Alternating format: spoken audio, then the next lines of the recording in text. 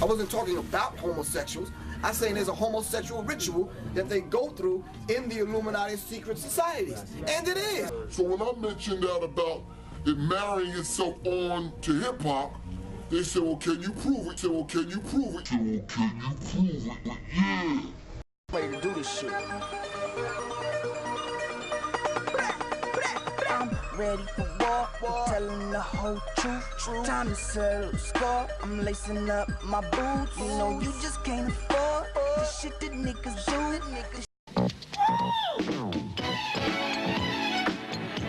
Do you feel anything when you come in here, Mike? Or is it just the presence of Quincy that makes it exceptional? It's both. It's both. And a lot of hard work. We spent a lot of time. We spent a lot of time laying down on the ground at midnight. Yeah. Laying down on the ground at midnight. Yeah. 18 hours a day like you're doing to James? It was more than 18. Oh, yeah. It was really a marathon. Really a marathon. A marathon. You ever notice when Raz B came out from, what's the group that Raz B is in? Beach, okay? And they came out of the closet, and he was basically saying that Marcus Houston raped Little Fizz.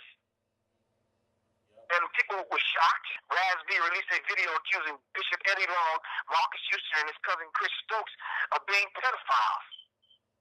I've been warning people for years that this was going on in the music industry.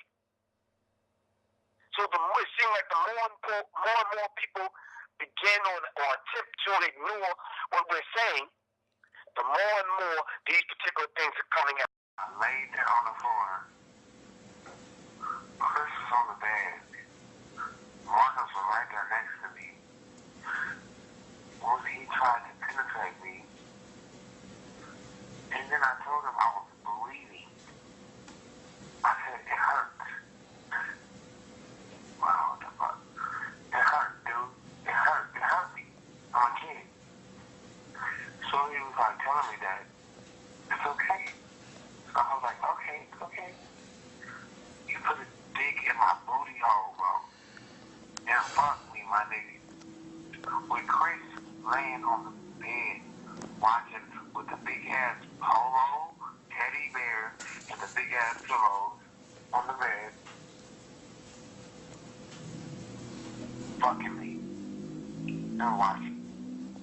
Fuck Chris Stokes and fuck Marcus Hugh. Them niggas is some bitches trying to clone the crew. Some bitches told me they do each other in the booty. Ain't no denying, man, them niggas act fruity. Oh, and they got a lot of male groupies.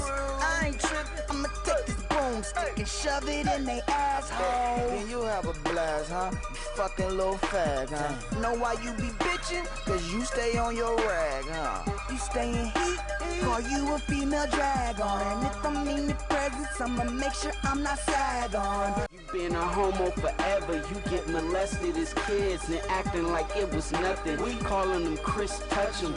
But yet, rappers are taking the pill, and who they coming after? Each other. Yep, that's right. You seen the Boondocks when they talking about homies over hoes. You know what I'm talking about. Do the homie. Are you following me? Gangstalicious and these kind of people and these kind of scenes taking place. So the brothers were coming after one another. Are you following me? Yeah. News flash, yes. Weezy fucking baby with his rude ass, bitch. News flash, yes. Weezy fucking baby with his rude ass, bitch. And it made it very popular now and fashionable in hip hop now to be bisexual. I call them trisexuals. They sleeping with men, women, toys, animals, and a few other things. I got 100 plus. I got 15 carats. You understand? You won't see them. They big and they swole. So when you kiss, I gotta ask, ladies. I got y'all up here. So when you kiss a girl, right? Hey, I'm on the person he kissed. Hey, I'm on the person he kissed. Hey, I'm on the person he kissed. I'm on the person he kissed. That's how I roll. That's nobody else, man. We roll like that. News flash, yes. Weezy fucking baby with his rude ass, bitch. And Wayne is my favorite person to work with, though, because it's just, ooh, Little Wayne, he's just too good. You gotta give Wayne the love. He's just love. too good. Too good. You gotta give way in the It's love. just too good. Too good. You gotta give way in It's the just love. too good. When the conscious rapper came to go get the deal, they had to come through the metrosexual. And they let you know from the rip, you got to go through the ritual. You see, the ritual, the homosexual ritual is designed so that they can bind you to them forever. Are you following me? One person that you gotta look at, you know what I'm saying, to forgive, I keep on saying, you know what I'm saying, like I don't know what I'm saying, is like gays really be knowing how to dress. I didn't check out everybody's outfit that hopped in the picture with me. Okay. I can't be completely responsible because, you know, stereotypically gay people got like such good like style and stuff like that they were smart enough to take a fresh ass logo like the rainbow and say that it's gonna be theirs and stuff. That's kind of critical because we took me and myself and Black Dot often talk about the whole gay ritual inside of entertainment as an initiation and the ritual that they actually go through simply because they have to break, like the Willie Lynch talks about, it has to break the slaves. And it's almost like the initiation and ritual. Kanye West is probably having to have to go back through the ritual, breaking the yoke simply because remember George Bush don't care about black people. This is my first time back in America for the past like 3-4 months.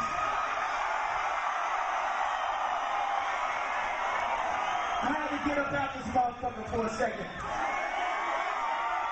People out there making up rumors about me that are malicious and untrue. But I'm going to prove once and for all, I am not a fish. Do you like fish sticks? Love them. You're a gay fish. No, I'm not. Yo, Kanye, you sure about this? It's time for me to stop running. I need to believe what people tell me.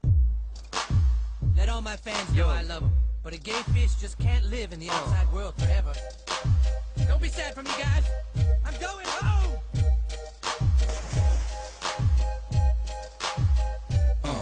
Come on. I've been so lonely, girl. I've been so sad and down. Couldn't understand why haters joke around. I wanted to be free with other creatures like me, and now I got my wish. Cause I know that I'm a gay fish, gay fish, gay fish, yo. Motherfucking gay fish, I'm a fish, yo. Coming on a gay fish, it's alright, girl.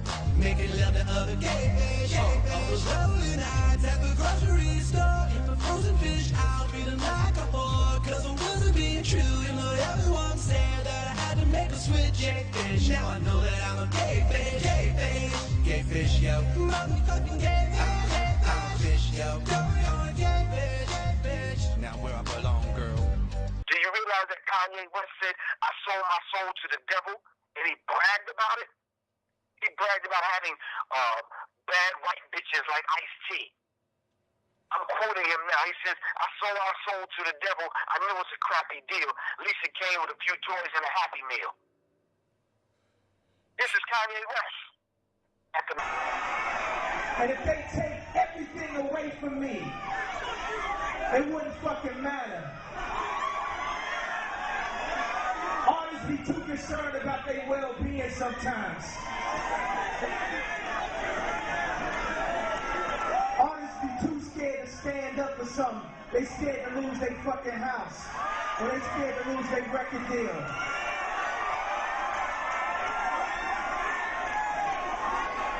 I sold my soul to the devil. I sold my soul to the devil. I sold my soul to the devil. I know it's a crappy deal. These it came with a few toys like a Happy Meal. And I'm so passionate about it that I just can't take this shit sometimes. Making love to other gay fish. I used to be scared, denying who I was. Acting straight, but then going out to the gay fish clubs. Dancing with the marlins, making out with all the snappers. I'd take a salmon home and work that caudal fin for hours. But now I'm out and I'm free to love what I want. Be it yellowfin or bass or them trout in Vermont. I slap that marlin ass, make that grouper butt shake. I'll come to your house and have an orgy in your motherfucking fish tank. Fish tank. Motherfucking gay fish. I'm a fish, yo. Going on a gay fish. Now where I belong, girl. Making love to other gay fish. I really get around, I'm the slut of the sea. When I say I've got crabs, I mean it literally. I was eating dinner down on that mackerel on the dish. Cause I'm the gayest of the gay fish. Gay fish, gay fish. Motherfucking gay fish. I'm a fish, yo. Going on a gay fish. Now where I belong, girl. But I got to settle down. I can't be a whore. I ain't gonna just sleep with any fish no more. I found me a lover, a brother who's a cross-dressing pike named Trish. And together we are gay fish, gay fish. Gay fish, yeah. Get my jet ready. Looks like we got another inning to play. I'm so anxious, I'm getting anxiety. Begging one of these fucking fashion houses to hire me. They said I've been an asshole. I said if you acquire me, I could be acquired me. Call it herbal diet. Can you give me your herbal chai tea? I'll be calm as icy. With a bad white bitch like icy.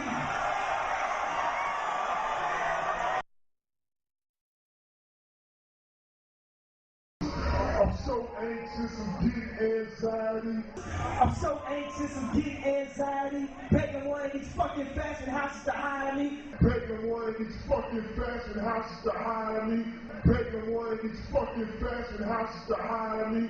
They said I've been an asshole. I said if you acquire me, I could be acquired me. Call it herbal dieting, call it herbal dieting, call it herbal dieting, acquire me, call it herbal dieting, call it dieting. This is very key if you watch these things and how they unfold. Now he's having to come back wearing women's clothes and playing gay and having sex with men on the screen. Stop that, man. People tell me that that's not ritual and initiation and occult. I don't know what it is, bro. And then why would black people, billionaires, finance this kind of thing? Did you hear the rumor, the hip-hop rumor on Twitter when Little Big threatened Kanye West with rape? On Twitter, you said, if Kanye West doesn't respond to me, I'm gonna fuck him in the ass. Yes. You said on Twitter. Man, I'm gonna say it like say it like you tweeted it. I said, man, if Kanye West does not work with me on a song, on music, or do not acknowledge me on Twitter, I'm gonna fuck him in the ass. Gay people actually approached you after that to try to to try to get with you on a romantic level after crazy, that. Man, you know, and it's like, man, you know, so I'm glad I said that because there was a lot of people that I didn't know was gay. Oh, like famous people? No, not famous. None of that famous. You know, but there's a lot of low key dudes that hit me up like, man, let me fuck you. This is what the entertainment, especially hip hop, is being reduced down to by the powers that be. Those that Talib Kweli and the rest of them claim that they don't exist. This hidden hand.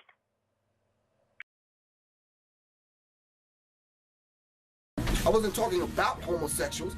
I'm saying there's a homosexual ritual that they go through in the Illuminati secret societies. And it is. In Skull and Bones, they're made to lay in a coffin and masturbate and tell all their sexual secrets. So when I mentioned that about it marrying itself on to hip-hop, they said, well, can you prove it? Yeah. And Queen Latifah. Set it off. Queen Latifah set it off, licking and kissing on women. Are you following me? Look at me. How you doing, Ursula?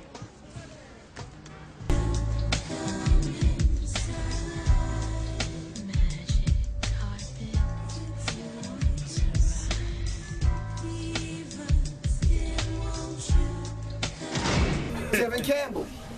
His little sweet ass up and down Hollywood Boulevard. Thank you, Fresh Prince.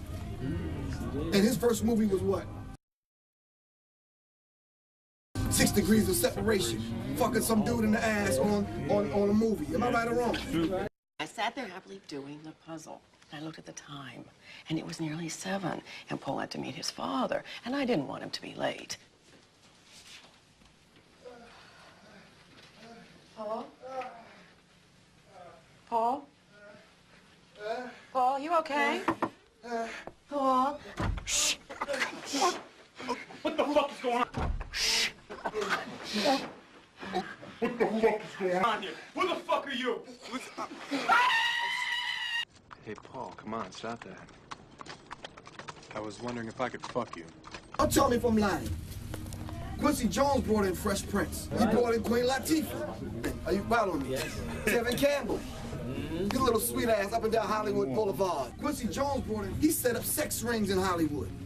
Go back and go online and read where Tupac said he was asked by Quincy Jones to fuck him in the ass. When Tupac said no, that's when Tupac was marked for death. Tupac dissed Dr. Dre, calling him out, saying that Dre can't make up his mind on men or women. When Dre should be producing, he's upstairs sucking dick, eating pussy. This interview was made in 1996, also that same year, dissing Quincy Jones, saying that he was invited to Q's house. Tupac seen Q's daughter and wanted to holler at her. However, Q asked Tupac if he could have a moment with him, and asked Tupac if he would fuck him in the ass. Tupac replied, "I don't get down like that." When Tupac put this on tape, he broke the oath. His life would be in danger until his death. Why? Because Tupac was engaged to Quincy Jones's daughter. Quincy Jones's daughter was best friend was Aaliyah. Aaliyah was engaged to Dame Dash. Now, if y'all follow these people back, all of them either died or was brought to ruin. Dame Dash broke, he had to go back to Jay-Z. Tupac dead, Aaliyah dead. Now listen, those of you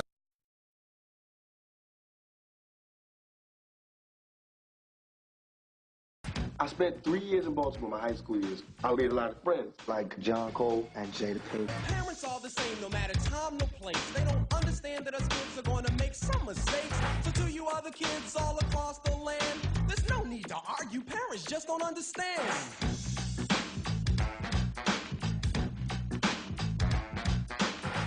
Should have seen this girl's bodily dimensions. I honked my horn just to get her attention. She said, "Was that for me?" I said, "Yeah." She said, "Why?" I said, "Come on and take a ride with a hell of a guy."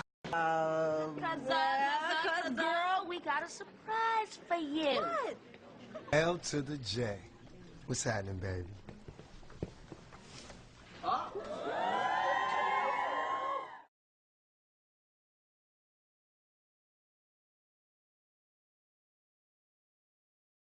First you leave the crew to come to college to educate yourself. Now, I can get with that, it's cool.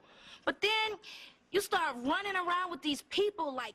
Now, first of all, I'm not on anybody's side, okay? Okay, understand that I'm here just trying to get an education, all right? I'd rather be here than out on the corner doing absolutely nothing, ending up with a city job.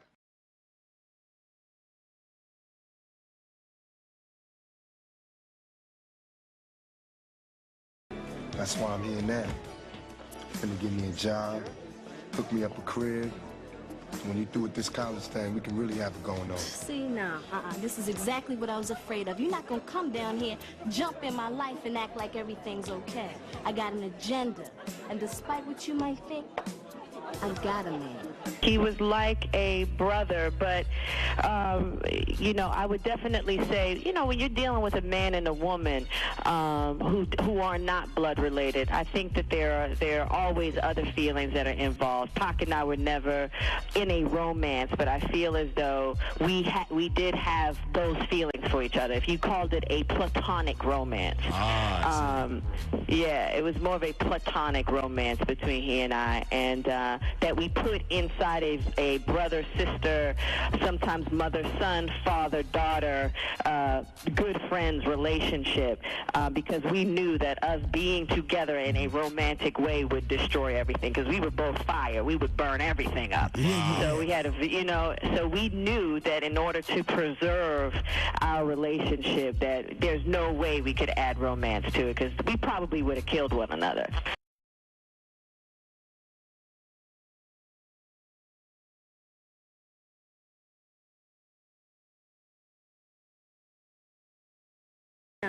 This is exactly what I was afraid of. You're not gonna come down here, jump in my life, and act like everything's okay. I got an agenda, and despite what you might think, I got a man. I got an agenda. I got an agenda, and despite what you might think, I got a man. And what that got to do with me? I mean, I know you just passing the time with the choir boy.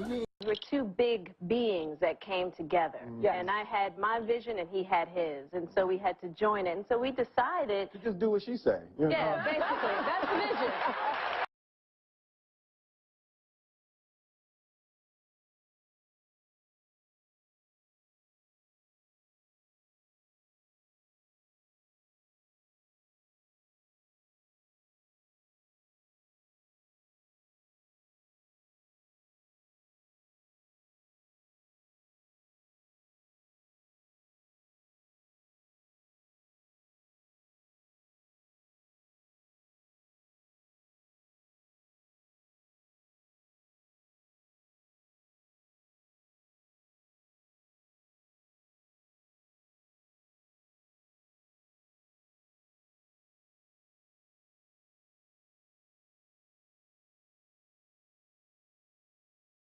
What is the bigger vision for your marriage? What is the bigger? Well, we had to figure that out because we're two big beings that came together. Because we're two big beings that came together. Big beings that came together.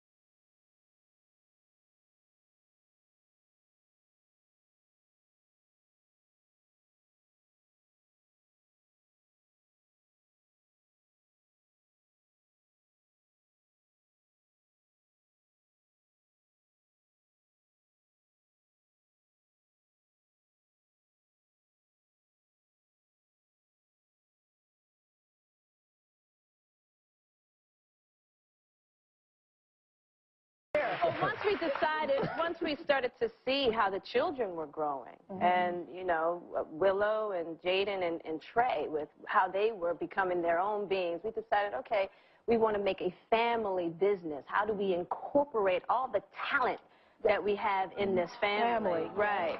So that's our vision, to create a place where their dreams can come true and our extended family's dreams can come true as well. And speaking of, but a marriage business plan. You know, it's like, if you don't have a goal, you know, if you don't have a purpose for your relationship, and pretty much anything, it's like, if you don't have a purpose, if you don't have a place that you're going, something that you want to accomplish, something you want to do, you can really get lost in the murk of the journey. There has to be a vision for... There has to be a vision, right? So why are we together?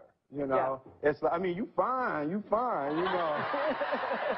You know, but as an answer for why two spirits would join together and decide to travel this perilous journey of life together, fine, or you can cook, or you keep the house protected, that's really not enough. There's so much more that you have to be dedicated to. Wow. You know, to that is so true. Together. So what is the bigger vision for your marriage? What is the bigger? Well, we had to figure that out because we're two big beings that came together. And I had my vision and he had his. And so we had to join it. And so we decided to just do what she say. You know? Basically. That's the vision. Right. But I don't think their marriage is governed by the same thing that may govern our relationships. I think they have to think in terms of the agenda. Is this move in line with the agenda? That's how I think they have to think. Because now, they're a business entity now. They've been written down as one of the power couples. Right. So their children are business entities now. Will we be most surprised to know? Most surprised to know about Will? I would say probably how sensitive he is. He's extremely sensitive. You look every time I see you, you just look better and better. And I'm wondering.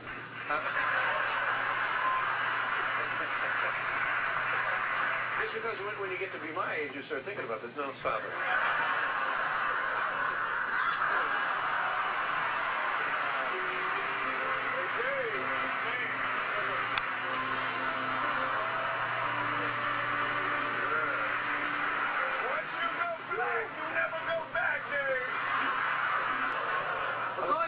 Is one thing, but then... Wait, hold on. And then, wait, because I got the little splash. See, now listen, the thing about sexy is it's not to show necessarily. It's just for yourself sometimes. Bam! Oh. You know? It's just for yourself sometimes. You know? Bam! Just for yourself, just to know. Just to know you... Because it puts something in your eyes. Uh-huh. And now I know. Like you got a secret. Uh-huh. I can explain. You went out after we were asleep and picked up this thing. Hello. Okay. No, it's crazy. I almost wore them. It would have been a mess out here. You know? But Fuck you! Oh, my God. Oh, my God. Please, don't tell my father. I haven't told him. I got so lonely and so afraid my dad was coming. my $50. I spent it. You had so much. I couldn't be alone. Get out.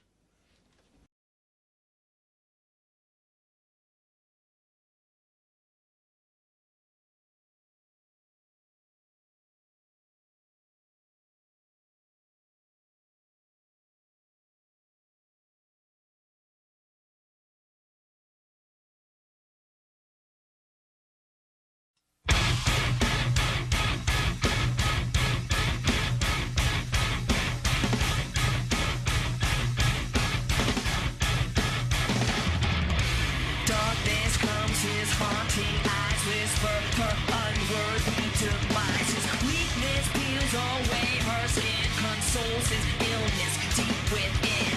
Violated mental girl is just enough to hate this world. A big body betrays the young and steals her from a loving one. Something inside of me is pissed. Something inside of me could throw a 10,000 pound fist. Something inside of me is so incensed. Something inside of me break that mother.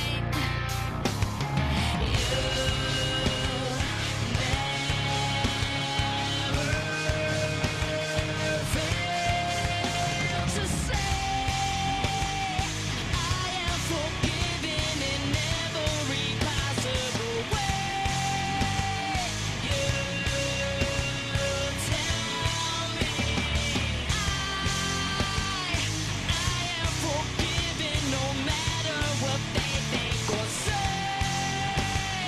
You tell me.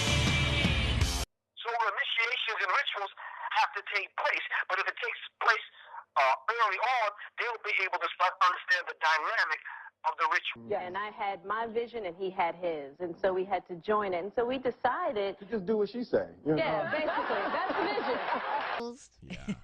And I just know that because lots of people don't act like themselves. Yeah. So they're not happy. That's right. That's admirable, like you just said. Right, exactly. Because my mom teaches me to say what I feel all the time, so I'm kind of like on that schedule. So I'm like, I'm really nervous right now. It's amazing, your point of view. It's amazing. Yeah. So Jay, so you signed her then, right, to the label? Yes. It's like I can imagine, and I don't want to go so far, but I can imagine that's how Mike was as a young kid. Like he knew exactly what he wanted. You look up to Michael Jackson? I do a lot. I want to be like Mommy. Oh, you are so sweet. What's your costume going to be? I want to be a dead princess. A dead princess. What a lovely, sentimental.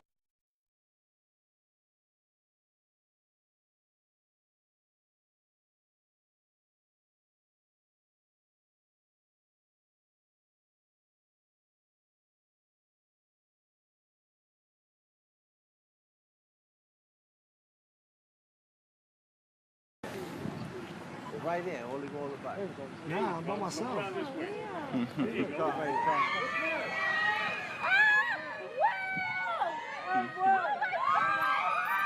Yeah, he's coming this way now.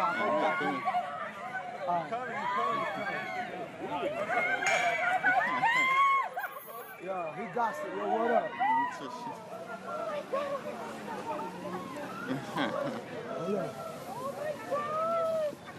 Oh my God. Will, have the camera ready, please. Have the camera ready. Will.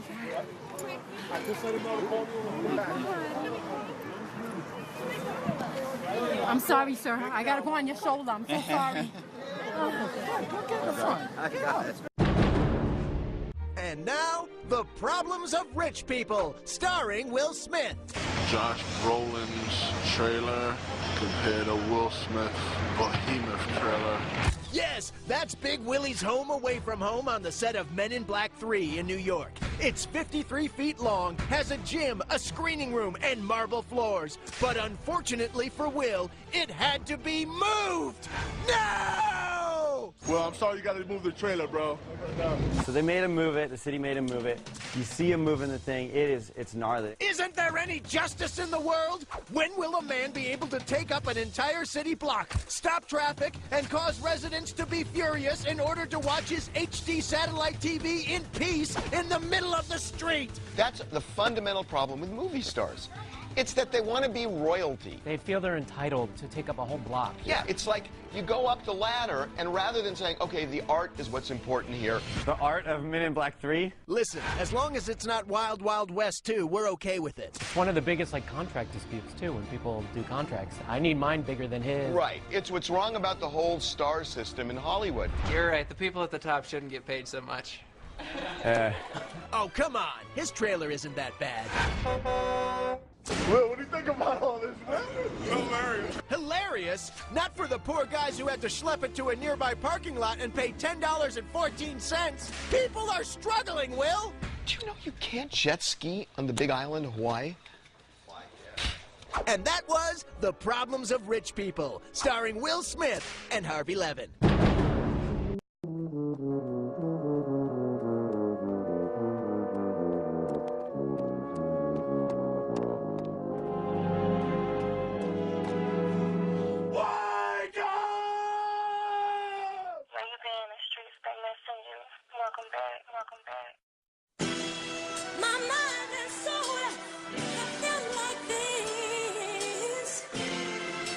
Yeah. This is my song to the Most High, who created all life on earth, like the birds that fly, the sweet air we breathe, all the plants and trees, the sun, and every planet in the galaxy. Yo, they feeding us bullshit with all these books. We didn't ask to be here. We got took, enslaved and killed. We was raped and hung. We was lied to and forced to build America. Robbed of our technology and knowledge of self. The black man is the original man of this earth. We can live under the sun. It give us strength. The white man gets sunburned and cancer of the skin. I got a lot of white friends. I'm not a racist. I acknowledge the Most High. I'm not an atheist. I just see through the bullshit and speak my mind. They terrified of my words, so they censor my rhymes. Good Lord, I'm crying out to you. Have mercy on the slave master's souls. They did us dirty. They don't give a fuck about their own poor white trash. Just imagine how they feel about my black ass. Fuck Christopher Columbus. The Indians was here first, and fuck the Vatican. The pyramids is older. Shut off the nose and the lips of our statues. Mad it was black faces staring back at you. We even built pyramids on Mars. They won't tell us about that, cause then we realize who we are. When I wrote Pearly Gates, they said I hated God, so I wrote this song for the creator, the all. My world is empty without you, babe. My world is empty without you, babe. My world is empty without you, babe. My world is empty without you, babe. Yeah, this is my song for the Almighty. The first and the last, your bloodline is alive and healthy. These people don't scare us. They call us niggas so much we wear it. It's like a reminder, don't forget it's no forgiving the evils. They got the whole world possessed under the spell of the mighty green dollar bill. Got us running around shooting people up, beating people up, sticking people up, selling people drugs, genocide, suicide, homicide, murder. These are the things that we see being brought up in cartoons, movies, and history books. We go outside and it's the real gun smoke. Little niggas in the hood got car bomb burners, 52 shot banana clips. Little devil kids getting locked up for life and do it on purpose. We fearless and numb to the pain and the hurting. Lord, My world is empty without you, babe. A lot of stuff, they taking something that's real and they really don't know what they talking about too much with it, so they just go off with it. They turn into like space cadets, you know what I mean? How like Doc said all the time, like they get certain information and they just space out with it, like make up all kinds of scenarios that's crazy. You know what I mean? So that's our people though. We extreme in most things we do. Yeah. I mean, and then at the same time, it's like you know, when people do certain things, like for example, you know, like certain artists wear like a shirt with the pentagram on it or something, or you know, you wear certain things with certain symbolism on it. You know, people gonna question you about that. They're like, yo, why son got that shirt on? Like, does he know what he has on? Is he doing it on purpose? Does he not know? Like, so it causes you to questions people's their actions and what they choose to do. So, you know, some of it stems from that, you know what I mean? Like, people wear certain symbolism and then they doing certain things and it makes you like, oh, what's that about, bro? Like, are they playing with it to make you think it's like that just to cause controversy? Are they just fully unaware of what they doing? Or do they really know what's going on and it's real? They really down with some shit, you know what I mean? But to me, when I look at everything, like, what I get out of it is that either they playing with people or they just unaware of what they doing. You know what I mean? I don't think it's really what people are making it out to be. Like, as far as they say Jay-Z's down with the Illuminati and Beyonce and all this crazy. A lot of that stuff is like real crazy.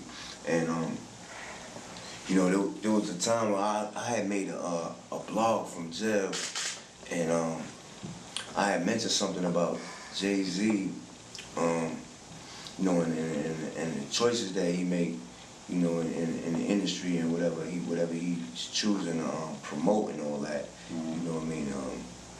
You know, that it seemed like he was siding with just all the wrong negativity and all that type of stuff. You know, like he's siding with evil. You know what I mean? And you know, when I thought about it though, you know what I'm saying, I'm like, I was making some of those choices myself too, you know what I'm saying? I was rocking all the diamonds and all the bullshit also, so somebody could say the same thing about me, you know what I'm saying, if you really think about it. Right. But at the same time when I was doing that, I was being very vocal all the time about you know, where I stood with all that, you know what I'm saying? Right, right. And all the time, like from day one, you know what I'm saying? Like when I first started learning about it, about all that, and you know, I was always vocal about it. And the only difference between, you know what I mean, me and Jay, because I'm making this comparison right now, the only difference between me and Jay is that you don't hear him being vocal about it. Like, you know, you just see him promoting all this lifestyle, but he's not being vocal about where does he actually stand, you know what I'm saying? Right. So that's the only difference I can say, but people could say the same thing about me, like I was promoting fashion and jewelry, and people, like I said, people could say the same thing about me. So when I thought about that, you know, I was like, you know what, you can't really target Jay-Z like that, you know what I mean? Because the way I see it, I don't see him being down with no crazy shit like what everybody trying to say he is, you know what I mean? I think a lot of people took what I said and tried to make it into their own thing. They tried to say, oh, Prodigy said he down with the Illuminati. I never said that, you know what I'm saying? I never said Jay-Z was down with the Illuminati. I just said that his actions and things that he was doing looked like he was taking sides with, you know, the negativity, you know what I mean? And I was more on the side of doing positive things, even though I was carrying myself in a certain way, but I was still being vocal and telling people, listen, boom, boom, boom, this is what it is. The change that's going on not only in hip-hop, which they actually trying to turn into popular culture because they have to weaken it to make it palatable for white people to get in. Who are you blaming? Who are you saying is responsible for what's going on in the music industry, especially with a subculture called hip-hop? Who do you blame, Talib Kweli? Who do you point the finger at? How can you explain this away after I've laid out 5 to 7 years of documented information? Been to BlackandNobel 3 or 4 times to explain this. Been around the country at least 8 times. From California to Toronto to England, to Liberty City, to St. Louis, to name it. I've been there 3 or 4 times to explain it and lay this out. I come with 1,000 slides in my computer to prove to people like Talib Kweli, Jennifer Hudson, Ninth Wonder, David Banner, who literally pushed me out. He didn't mention my name per se. But he said some guy on YouTube talking about this Illuminati. Won't you bang all white people? Or won't you bang on this, that, and the other? I'm like, wow, that's deep. All right. These 3 documents, and probably not in this particular order, essays explaining what has happened to this world by Nicole Terry. Her last name is Terry, T-E-R-R-Y. It says, I'm going to read pretty quick because it's kind of lengthy. It says, the documents listed below, plus hundreds more and numerous essays explaining what has happened to this world are available all on the public contact Nicole Terry. Now, Professor Griff, what would happen to someone who played a major role in the discovery of a publication of the following facts? And they are listed as such. Number 1, the IRS is not a United States government agency. It is an agency of the IMF. Number 2, the IMF is an agency of the UN. Number 3, the U.S. has not had a treasury since 1921. Number 4, the U.S. Treasury is now the IMF. Number 5, the United States does not have any employees because there is no longer a United States. No more reorganizations. After 200 years of operating under bankruptcy, it's finally over. There's no such thing as United States. Do not personate one of the creditors or shareholders, or you will go to prison. All right? Number 6, the FCC, CIA, FBI, NASA, and all of the other alphabet gangs were never part of the United States government to begin with. The post office is not part of the United States government. Even though the United States government held shares of stock in the various agencies, these are not part of the United States. The Federal Reserve is not part of the United States government. It's privately owned. 7, the Social Security numbers are issued by the UN through the IMF. 8, there are no judicial courts in America, and there has not been since 1789. 9, there have not been any judges in America since 1789. There have been administrators. 11, we have one world government, one law, one monetary system, one religious system.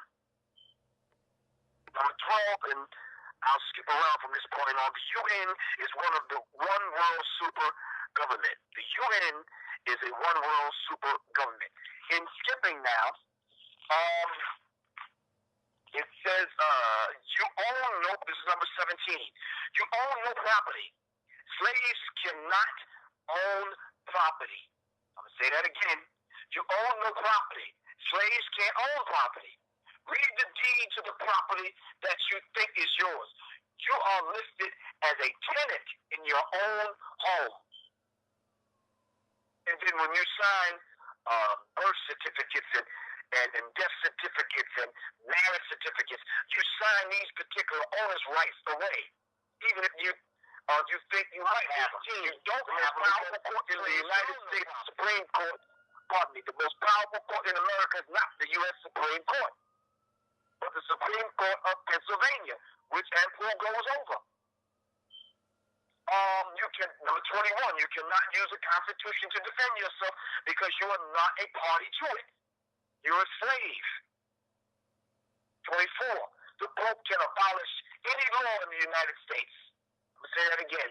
The Pope can abolish any law in the United States. Surprise, get wise. Do you understand? And so you're going to have certain body of knowledge to bring remedy to your family. Do you understand that? And to yourself. And so it's of your interest for you to know and for people around you to know, because you're going to have each other's back. Because regardless of how passive we are, Rome is not playing. They're in the doo-doo, and they're going to pull anybody in the doo-doo they can. Rome is in trouble. They're in doo-doo. And they're going to be pulling anybody in it that they can pull with them.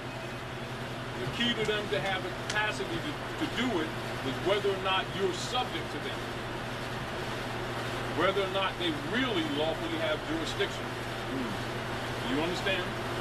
Now, I know a lot of you understand the Trinity of jurisdiction, and some of you don't. However, write down this: the Trinity of jurisdiction is personam jurisdiction, subject matter jurisdiction, and territorial jurisdiction.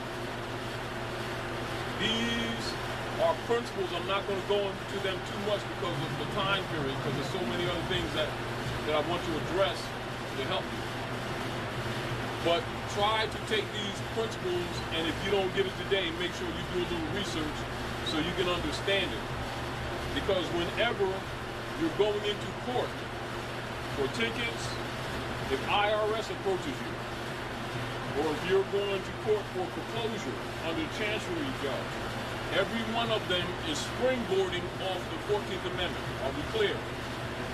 Does everybody first understand what I just said? I want to make sure everybody understands what I said. Any legal action that involves us, when people look like this, springboards off the 14th Amendment. You understand? That's the foundation. Now that's the foundation for also all corporate beings, which of course, then you must know the two types of person at law. You must be aware of that. And everyone needs to be aware of that while we're making this treatise in order to understand why we're saying what we're saying and what you need to know. And some things may not be said, but you need to have that in your knowledge base already. You gotta have a background. You understand? Two types of persons at law. The word person does not mean this physical being. The word person means a corporation, which is artificially constructed on paper by legal process. When you're making reference to this being person, it's a natural person or either a divine being manifest in human flesh. Those are the two lawful terms. And because it's wordy, a lot of people dismiss it and then start using the abbreviation, which is dangerous. You understand? Everybody clear? Now, you must know that when we go back to 1865 and understand when the House and the Senate was dealing with this issue, the legal concept of mind that they were in while presenting the proposals from the radical Republicans for the 14th Amendment after the Civil War issues. Are we clear? So you must put things in context, in law, grammatically correct, when this amendment was proposed before the Congress. Are we clear? Now there's political facts that are involved that most schools won't teach people, but yet all of our people should know, because that is the legal instrument by which they've bureaucratized slavery. Now understand that slavery is a connotative presentment, but it's actually peonage. You understand? But peonage was institutionalized with the 14th Amendment, and they cover it with the connotative word slavery, which is really what it's not. That's to muddy the water so that when people begin to get a little bit more brighter than a 15-watt bulb and start figuring this thing out and they start looking for remedy, they won't find it. Do you understand? Because if you go to a court talking about slavery, they'll hear it and it's emotional, but you're not slaves, because that's a nationality of Slovakians. You understand? Because in law, what you say is what you mean. Do you understand what I'm saying to you? All right, so be aware the distinction between connotative linguistics and denotative linguistics, what things really are, as opposed to what you believed they were, because they will kick your butt. Because they are what? Slaveholders. And its nature is a humanistic fraud by necessity of Roman conquest. Do you understand? So when you're looking at Europeans and what they do in America, in the Americas, if you don't have it in your mind that they're Romans, you're going to approach this whole thing wrong. You understand? Roman, the word Roman means red man. Do you understand? Yeah. And when the Bible, Quran, the Waspi, Torah, all of the holy books refer to the Romans, they mean the Paleolithic breed of hybrid modern man beings that are referred to as Europeans, collectively. Not just the city of Rome in Italy. Do you understand? So if you look at this wrong, your concepts will be wrong. Do you understand what I'm saying to you? All right. And Ninth Wonder, and all the other agents or imps that feel that they want to come out against me without mentioning my name to trick the people into thinking that the Illuminati does not exist. Here is the 21 goals of the Illuminati and the Committee of 300, written by Dr. John Coleman. Go to www.educate-yourself.org and look up under John Coleman's goals of the Illuminati from his book, Conspirators of Hierarchy, the story of the Committee of 300. Let's start from the beginning. Number one, the Illuminati wants to establish a one world government and a new world order with a unified church and monetary system, which I just read to you. Number two, they want to bring about the utter destruction of all national identity and national pride, which was primary consideration if the concept of the New World government was to work. This is why, brother, we're having a problem with people having a problem with their gender, whether they're girls, boys, men, women, or whatever. This is why we're having a problem with religion today. Because now that the information is out there, thanks to our brothers that are on the street, and thanks to our brothers that have set up stores and putting out DVDs like BlackandNobel, now the information is in the hands of the average person, and now they can challenge these so-called leaders that are in place over us, especially the religious, education, and political leaders. White supremacy has three evil stepchildren. One is religious supremacy. The fact that we have different religions ain't the enemy. The problem is we're taught to believe that we're better because we have it. Are y'all with me? And we're taught not to associate with anybody who don't believe as we do. That's the problem. That's the problem.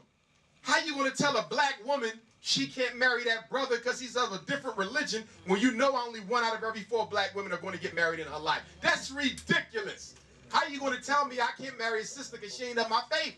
The problem is the religious arrogance that we have. And the aristocrats like it that way. Because if I can keep my flock over here and he can keep his flock over there, we ain't got to worry about them communicating, okay, and deciding that they don't need us. See, the biggest problem with religion is it teaches people they need a leader in order to get to God. You don't need a reverend. You don't need an imam. You don't need a pastor. You don't need anything. First of all, anybody who has not reached Christ consciousness can't get you there. So the fact you follow them is totally useless anyhow. Now, you got religious supremacy, then you got homosexual supremacy. Right now, we are in a period in our history where any black person who wants to be successful through any of the 5 families of the aristocracy is going to have to engage in a homosexual act. It's going to be very difficult for you to become a mayor, a governor, a president, a CEO of an entertainment company, to own a sports franchise as a black person. If you want to break the $500 million glass ceiling, you got to engage in a homosexual act. And the third form of supremacy is light-skinned supremacy. Now, when I say light-skinned supremacy, I'm not saying that if you're light-skinned, you think you're better than black people. You can be blue-black and be a light-skinned supremacist. Clarence Thomas is a light-skinned supremacist. He's blue-black, but you don't see nobody around him ever but white and yellow people. Are y'all with me? So when we talk about light-skinned supremacy, any black person can be a light-skinned supremacy because it's all about color worship and self-hate. Homosexual supremacy, light-skinned supremacy, and religious supremacy. They also want to establish the ability to control each and every person through the means of mind control. This is what Zbigniew Brzezinski called technotronics. Zbigniew Brzezinski actually is the one that's financing Barack Obama. He was Jimmy Carter's national security advisor. They want to bring about and create a human-like robot.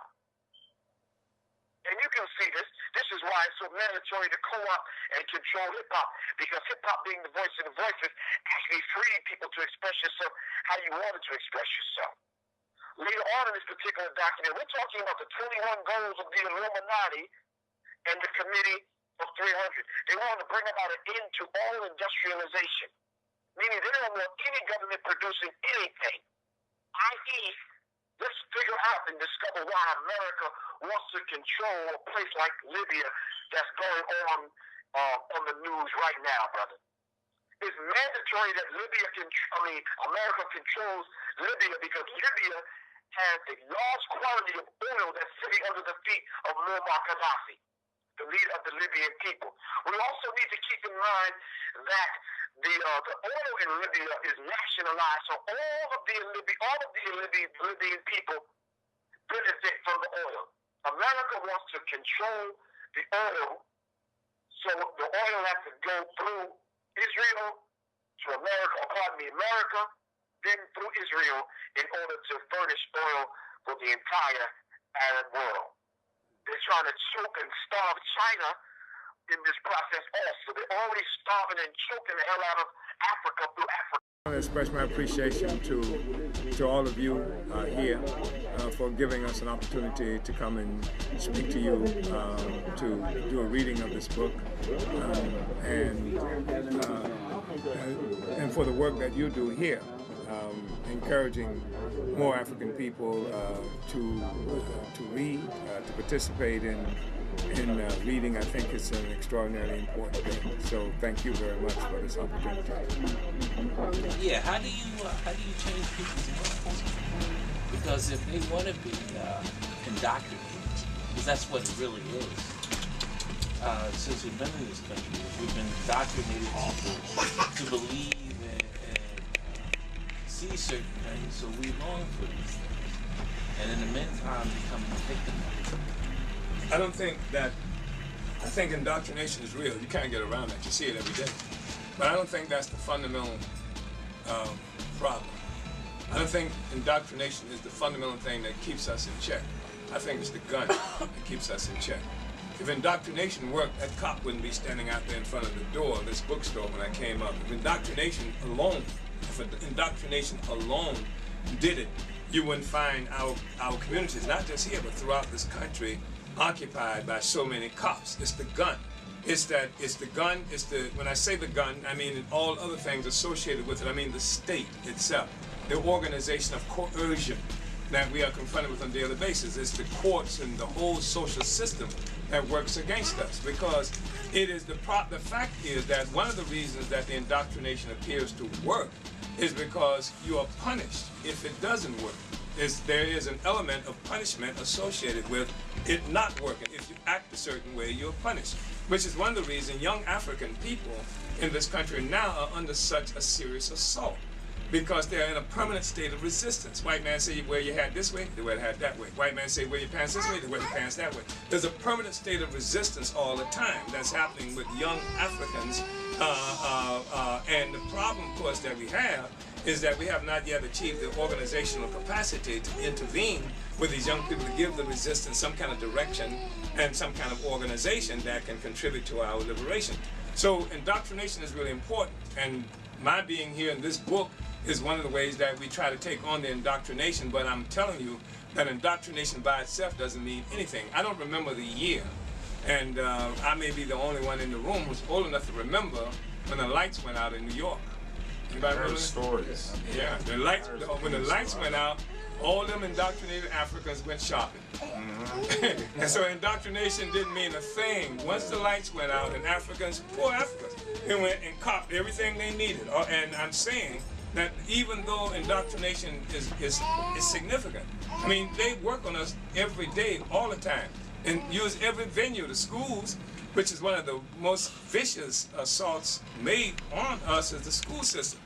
I believe the school system in this country does more damage to African consciousness in a single day than crack cocaine did during the entire time it was here. It's a very vicious thing that happens. The schools, you know, every movie, and even now, the control of the economy, that means that the only thing that young people can listen to in terms of music, etc., is garbage that, you know, and that the bourgeoisie, the ruling class, says, you know, how terrible it is. Young people listen to that, but they won't let you listen to anything else. You know, they won't allow any progressive, anything positive to make the airwaves, etc. So indoctrination, yeah, it's there. But the biggest thing is the gun.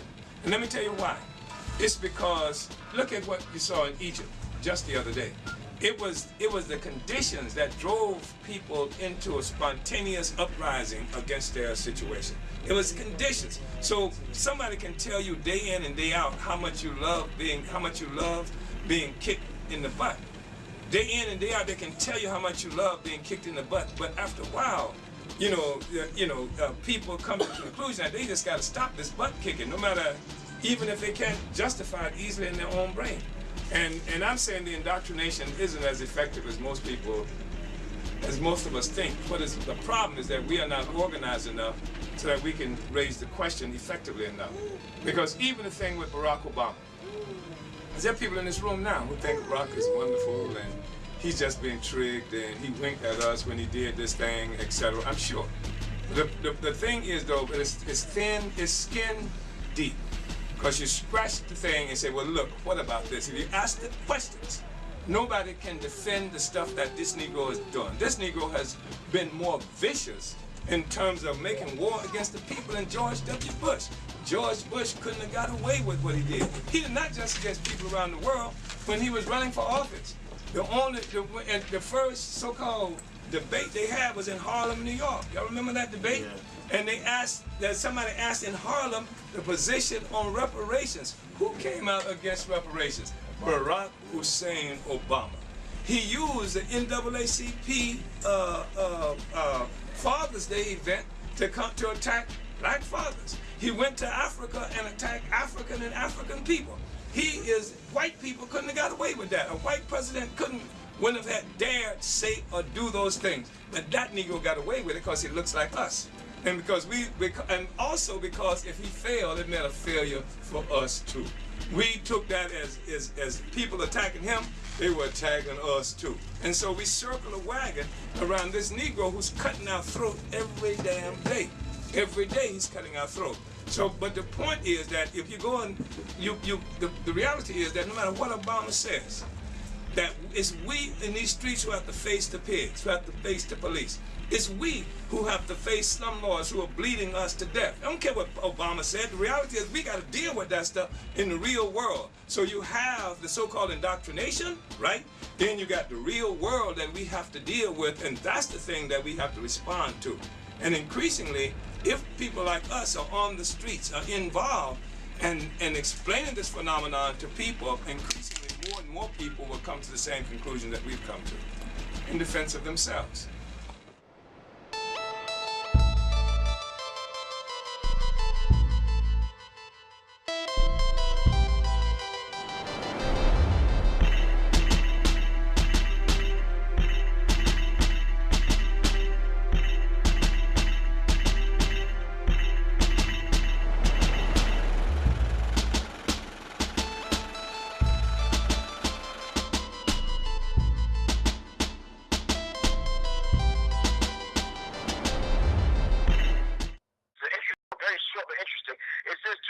And eventually legalize the use of drugs and make pornography an art form which will be widely accepted and eventually become quite commonplace. This is what's going on right now. Are you following me? Number 9 says to cause by means of limited wars in advanced countries by means of starvation and disease. These people plan on using starvation and disease to control people, meaning Monsanto's. Through the Codex Alimentarius, they want to be able to control the food, and they will starve people and use food as a weapon. There's a picture that I show in my lecture where it talks about Jay-Z's water project dealing with Bill Gates. And we tracked down Bill Gates' lineage to his father, which his father was one of the ones that financed the eugenics program through Planned Parenthood to sterilize black women in the black community. And this is Bill Gates. This is the Windows Office 95 and 2001 and 2007 dude. This is the one that's shaking hands with Jay-Z and at the meeting with Bob Johnson of former BET, Oprah Winfrey, and Jay-Z at the Billionaires Club, talking about world population control, global population control. So this tied directly back to hip-hop, to weaken the moral fiber of the nation and to demoralize workers in the labor classes by creating mass unemployment. Is that not going on today? Yes. To cause the total collapse of the world's economies and engender total political chaos. Number 17, to take control of all foreign and domestic policies of the United States of America. Now that was the 21 goals of the Illuminati, and the one before that was essays explaining what has happened to this world by Nicole Cherry, and the 21 goals of the Illuminati by John Coleman. Tonight I come to this house to speak about the world after war. The recent challenge could not have been clearer. Saddam Hussein was the villain, Kuwait the victim. To the aid of this small country came nations from North America and Europe, from Asia and South America, from Africa, from the Arab world, all united against aggression. Our uncommon coalition must now work in common purpose to forge a future that should never again be held hostage to the darker side of human nature.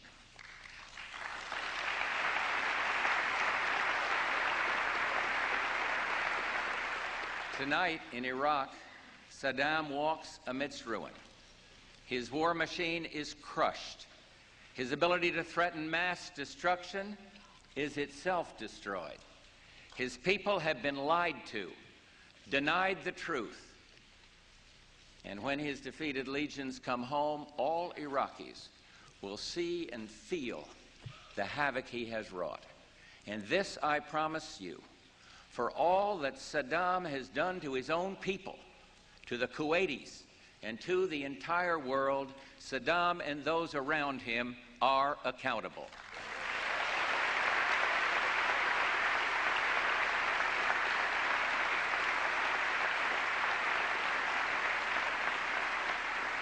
Peace in the Middle East does not end with the liberation of Kuwait. So tonight, let me outline 4 key challenges to be met. First, we must work together to create shared security arrangements in the region. Our friends and allies in the Middle East recognize that they will bear the bulk of the responsibility for regional security, but we want them to know that just as we stood with them to repel aggression, so now America stands ready to work with them to secure the peace. This does not mean stationing U.S. ground forces in the Arabian Peninsula, but it does mean American participation in joint exercises involving both air and ground forces. It means maintaining a capable U.S. naval presence in the region, just as we have for over 40 years. And let it be clear, our vital national interests depend on a stable and secure Gulf. Second, we must act to control the proliferation of weapons of mass destruction and the missiles used to deliver them. It would be tragic if the nations of the Middle East and Persian Gulf were now, in the wake of war, to embark on a new arms race. Iraq requires special vigilance. Until Iraq convinces the world of its peaceful intentions, that its leaders will not use new revenues to rearm and rebuild its menacing war machine, Iraq must not have access to the instruments of war.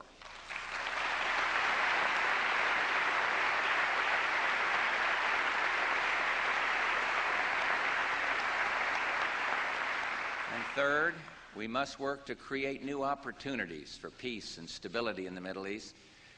On the night I announced Operation Desert Storm, I expressed my hope that out of the horrors of war might come new momentum for peace.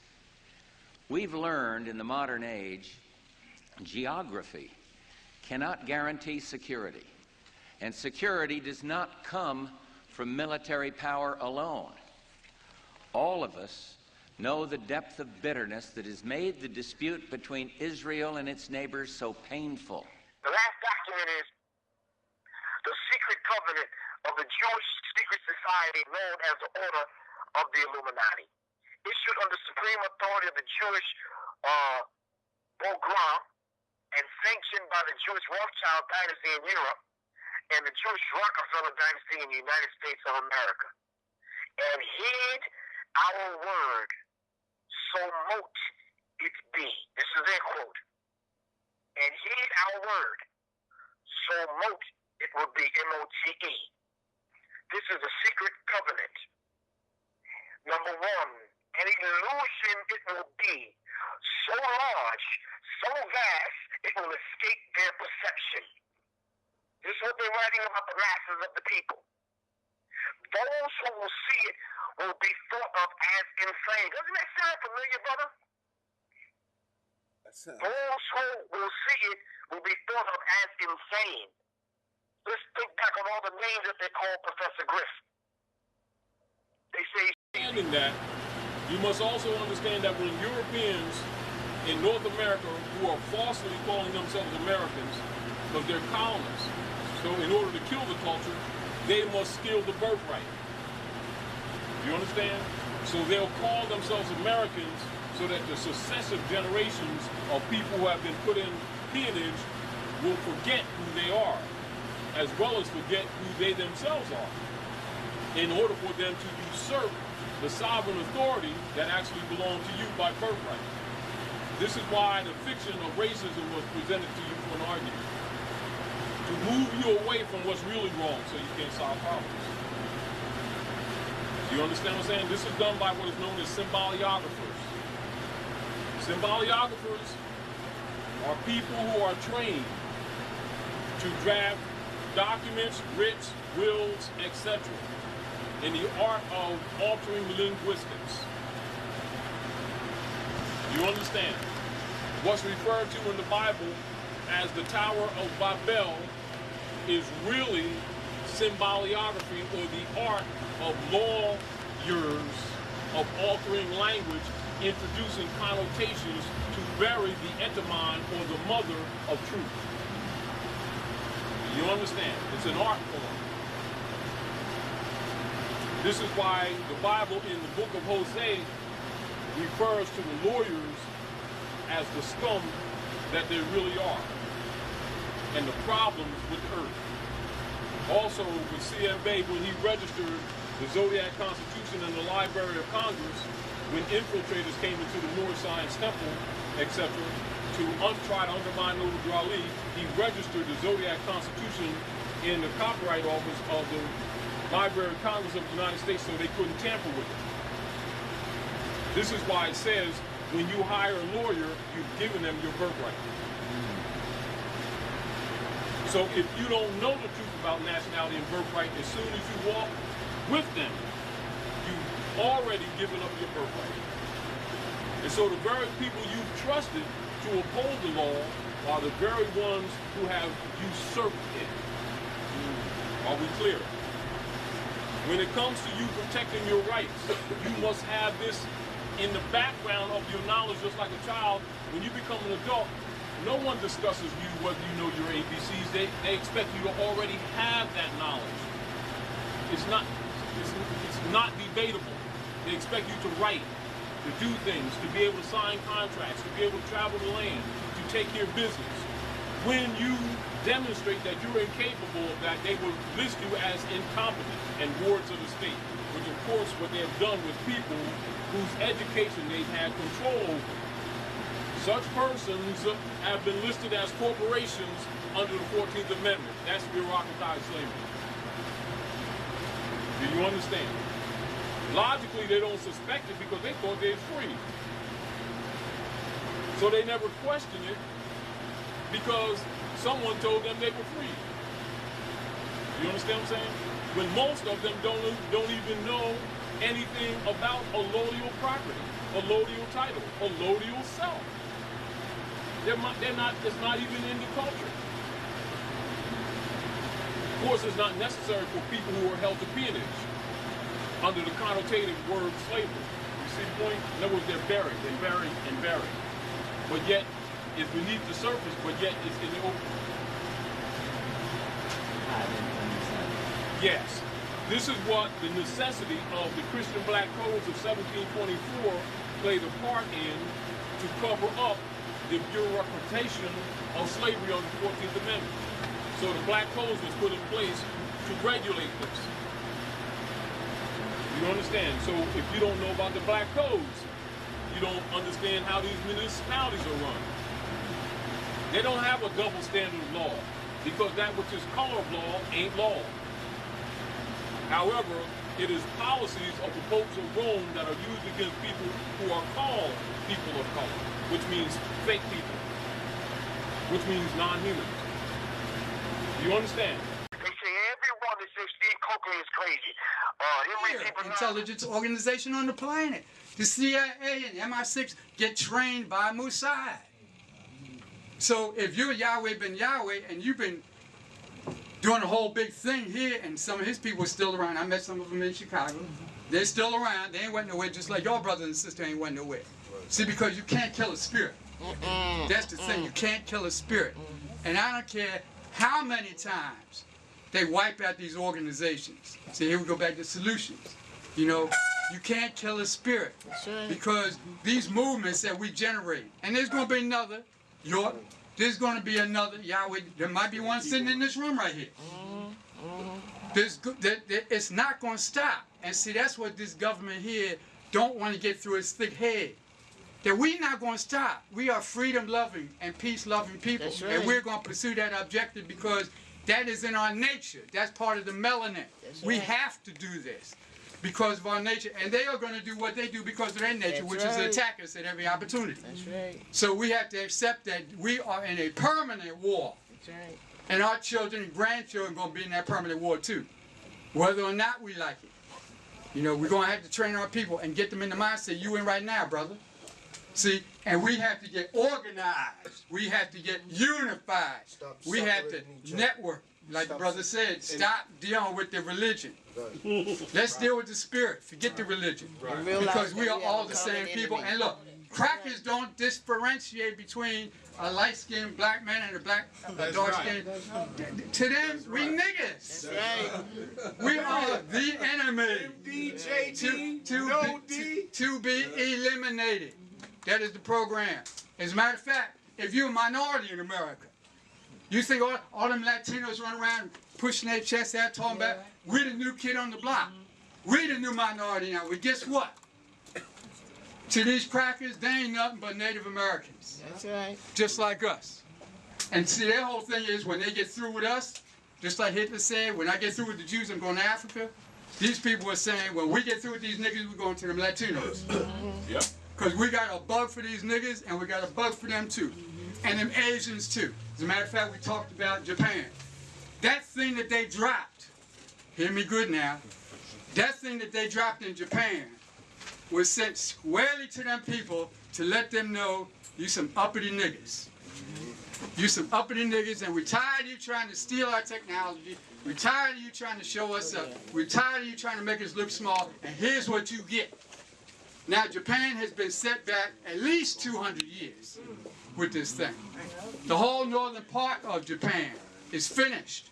It got wiped out. It looked like 10, 15, 20 Hiroshimas. You've seen the tapes on TV.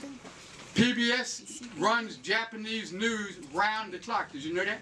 They're running Japanese news round the clock. They've been doing it since before that incident. But guess what? I got news for you. Here you go with the tip-off. So you got to watch these people's signs.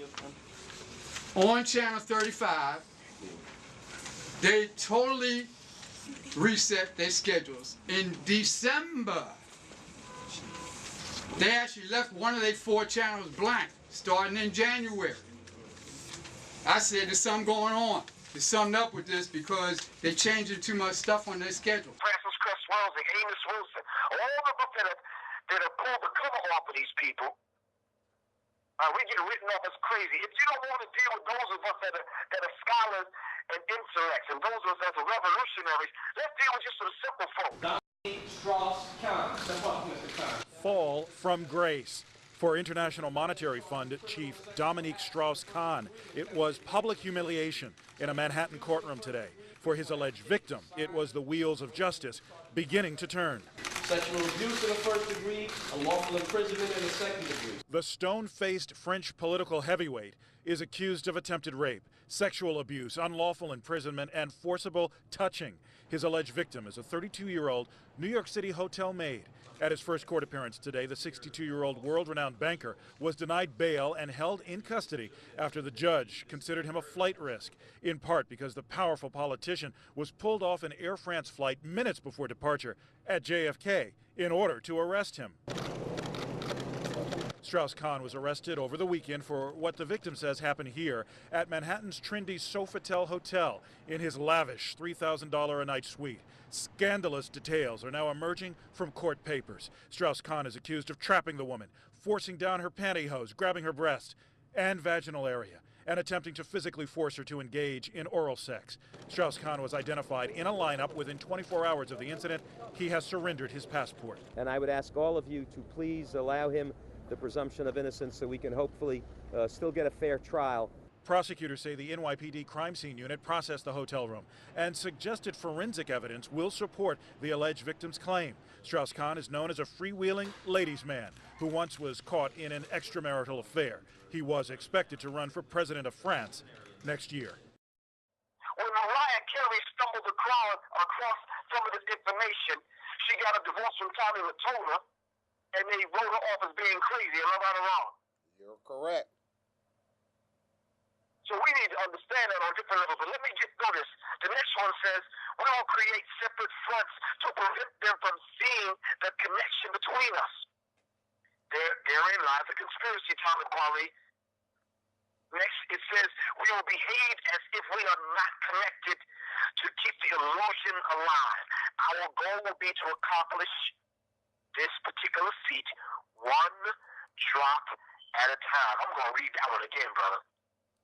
We will behave as if we are not connected to keep the illusion alive.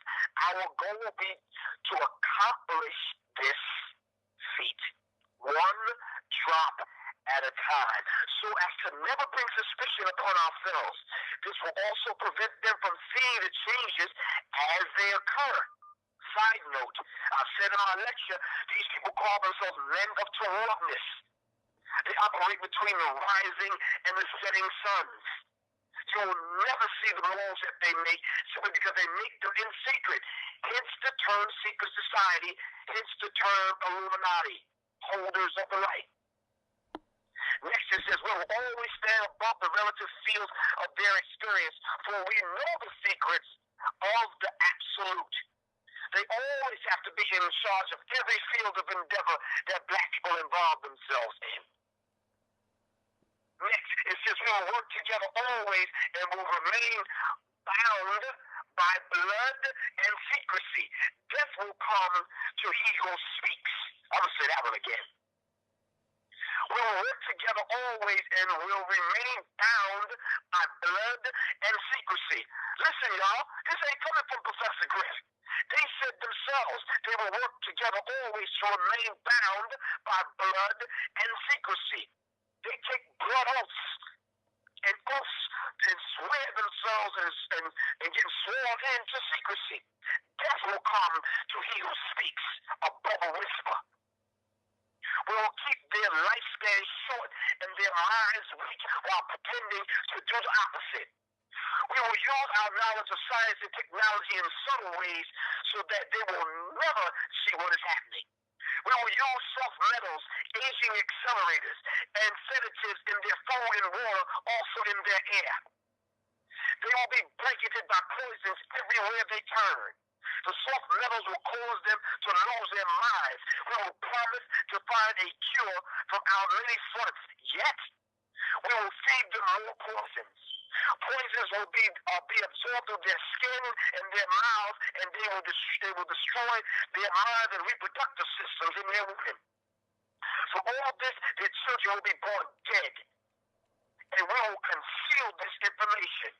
The poisons will be hidden in everything that surrounds them, in what they drink, eat, breathe, and wear. We must be we must be ingenious in dispensing the poisons for they can see far. We will teach them that the poisons are good with fun images and musical tones. I'm going to read that one again, brother, because that sounds like McDonald's. Am I right or wrong? That sounds right. Chuck E. Cheese. We will teach them that poisons are good with fun images and musical tones.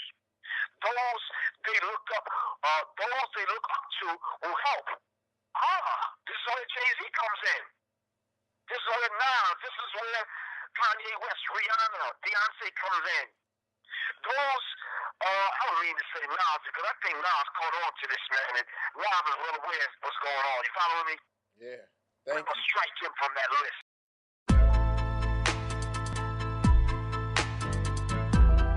This one right here is for the people.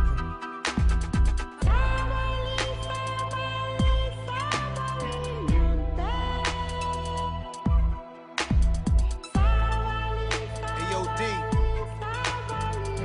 Let's go all the way in on this one. Some of the smartest dummies can't read the language of Egyptian mummies. On a flag or a moon, and can't find food for the starving tummies. Pay no mind to the youths, cause it's not like the future depends on it. We'll save the animals in the zoo, cause the chimpanzee, them a make big money. This is how the media villages, on TV the picture is savages and villages, and the scientists still can't explain the pyramids.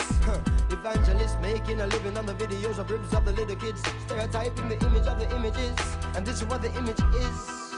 You buy a car, key points, and all of a sudden you are say Indiana Jones.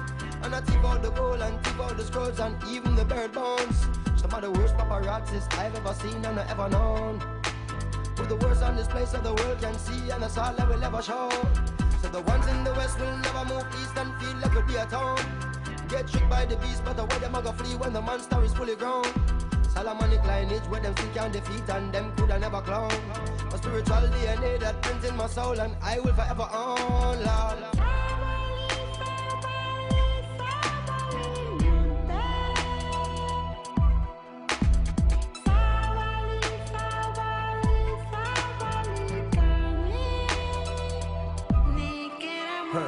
We born not knowing, are we born knowing all? We growing wiser, are we just growing tall? Can you read thoughts? Can you read palms? Can you predict the future? Can you see storms coming? The earth was flat, if you went too far you would fall off. Now the earth is round, if the shape change again everybody would have start laugh. The average man can't prove of most of the things that he chooses to speak of, and still run research and find out the root of the truth that you seek of. Scholars teach in universities and claim that they're smart and cunning. Tell them find a cure when we sneeze, and that's when their nose start running. And the rich get stitched up when we get cut. Wanna heal them broken bones in the bush with the wet mud. Can you read signs? Can you read stars? Can you make peace? Can you fight war? Can you milk cows even though you drive cars? Can you survive against all odds now?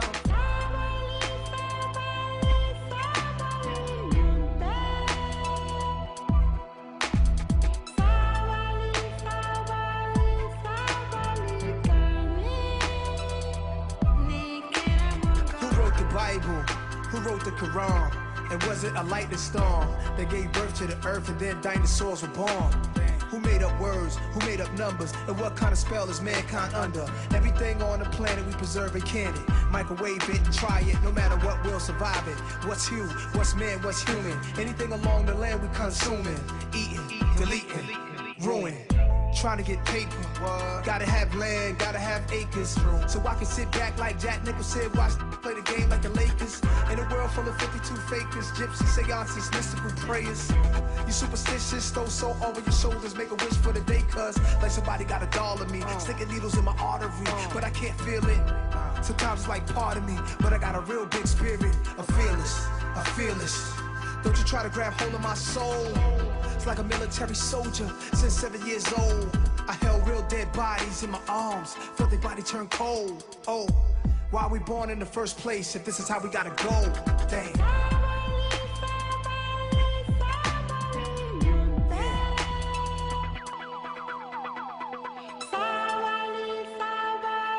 Sabali. Patience. Yeah.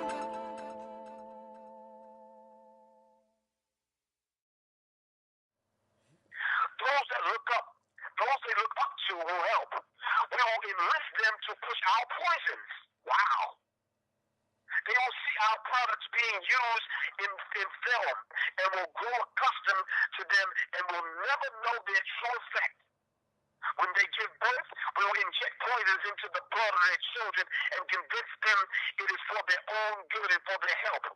We will start early on. When their minds are young, we will target their children with what children love the most, sweet things.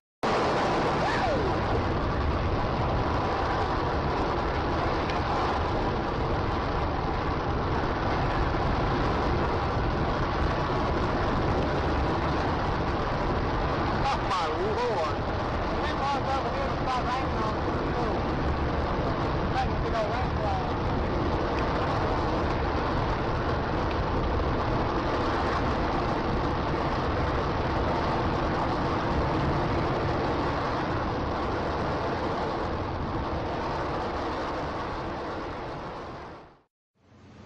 This is the shuttle's fuel tank. It may only be 130 miles to space, but to cover that distance, the engines will use 500,000 gallons of fuel. And that works out at 2 feet to the gallon. Despite the cost, however, NASA does need to test these engines once in a while. So they built this place in the wetlands of Mississippi.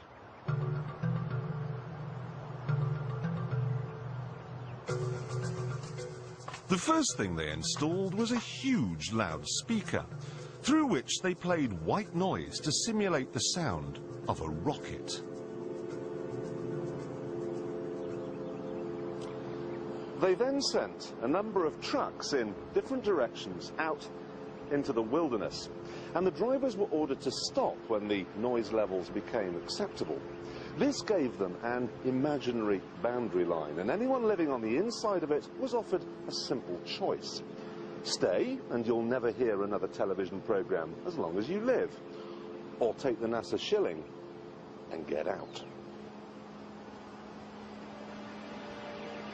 No one stayed, and NASA ended up with exactly what it wanted.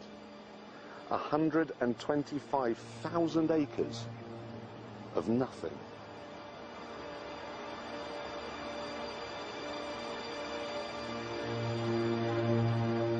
They even had to move 5 cemeteries, because the noise they were planning on making would wake the dead.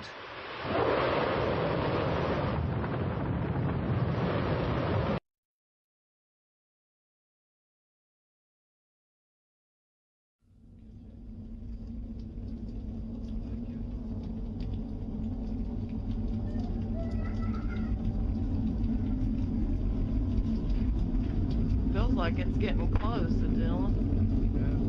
There went something. What is that? That feels like it's getting very close.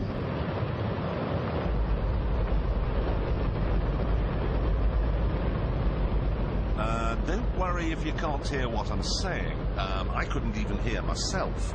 This is the loudest sound you could possibly conceive. And, as it turns out, the cleanest.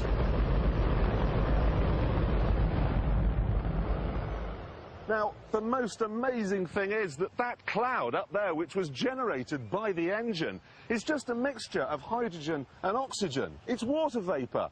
And in about an hour's time, someone in Mississippi is going to get wet washing. It will actually rain.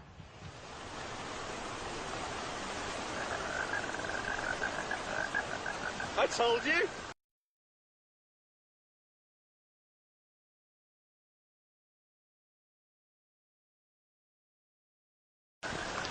It's raining! That's unbelievable! Oh. NASA's playing God. It's making its own way. You told the president, you said be prepared because it will be coming to your shores, America, to your door, you said. And your advice to Obama was to remember the words you're making to other nations.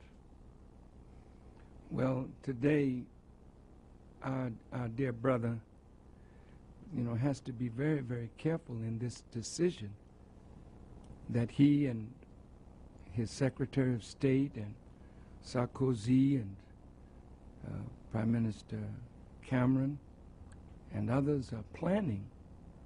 They would love to go into Libya and kill Brother Gaddafi and kill his children, as they did with Saddam Hussein and his sons Qusay and Uday. You must remember, dear people of America, that whenever government wants you to think and act in a certain way that would bring justification to an action that they are already planning to make, they must make the person that they hate a boogeyman. Now, nobody wants civil war. It is the bloodiest of all kinds of wars because you're fighting your own brothers. You're fighting the people of your own language and culture and history. So in every nation, brothers and sisters, there is dissatisfaction. And what the CIA does is go into a country and move among the people that are dissatisfied to stimulate a revolt against a leader that they don't like because they want regime change. I want to be specific. When George W. Bush was president, he said they wanted regime change in Iran, in Korea. Regime change. How do you get regime change? Honest America? How do you do that? Congress, the Congress of the United States, voted to spend $150 million to replace the government in Iran that America doesn't like. So they send their agents in to work among the, the dissatisfied. So when they had this election and the people in Iran rose up, they have legitimate grievances, all right, but stimulated from the outside. So President Obama didn't want to put his foot into that cage lest somebody say America inspired it, because it was America's policy to destabilize that government. Well, what about Libya? See, how much money is being spent to arm the so-called rebels? They're dissatisfied. Well, what is their dissatisfaction about? Do they have jobs? Yes. Do they have food? Yes. Has Gaddafi used the oil money to build Libya? Yes. Did Gaddafi use oil money and discover water under the Sahara Desert and brought that water to the surface and brought water from Benghazi all the way to the border almost of Tunisia? Did he impose farming in the desert so that they could feed their own people? Yes. Are there billions of dollars that he's spending building homes, building apartments for his people? Yes. So something is under this. And so when America, England, France, three imperialist powers want to destabilize that country, is it that you're so concerned? Now listen to this hypocrisy, American people. Is it that you're so concerned over the blood that is being shed in Libya when you look the other way when the Israeli Defense Force was bombing the innocent people of Gaza? Unarmed men, women, and children, but our government looked the other way? You looked the other way when the Israeli Defense Force went into Lebanon thinking that they were going to have an easy victory? Then you had to come out with your tail between your legs? Don't tell me and wise black people or white people that you're interested in black suffering. Where were you in Rwanda? Where are you in the Congo? Why did you go to Darfur? Because oil is there. No, you don't want to save the Libyan people. That's your noble motive to hide your wicked agenda. Now, I want to warn you in the name of Allah that this is more complex than what you think. Go into Libya if you want to. The Libyans do not want foreign occupation on their land. And when you make that kind of move, if you're not careful, you'll unite the Libyan people against you. And again, Gaddafi wasn't sitting in any tent twiddling his thumbs over these last 10 years. This man has been investing in African development. This man has been moving throughout Africa. This man has friends all over the world. He may not be your friend, but if you take him out and kill him like he's some rotten fella that wants to kill his own people, what did you do in Waco? Right. What did you do when your people rose up? Did you talk them out of it? No, they had weapons, you bombed them. What did you do in Philadelphia with the movement? Did you talk them out of their home, or did you bomb them? We didn't hear any outcry from you religious hypocrites that love the lives of human beings. You're a liar and a hypocrite. And I warn my brother, don't you let these wicked demons move you in a direction that will absolutely ruin your future with your people in Africa and throughout the world. They don't like the way you handle Mubarak. They don't like the way you're handling the situation in the Arab world. So I would advise you to be careful and move with wisdom and skill. My advice would be, why don't you organize a group of respected Americans and ask for a meeting with Gaddafi? You can't order him to step down and get out. Who the hell do you think you are?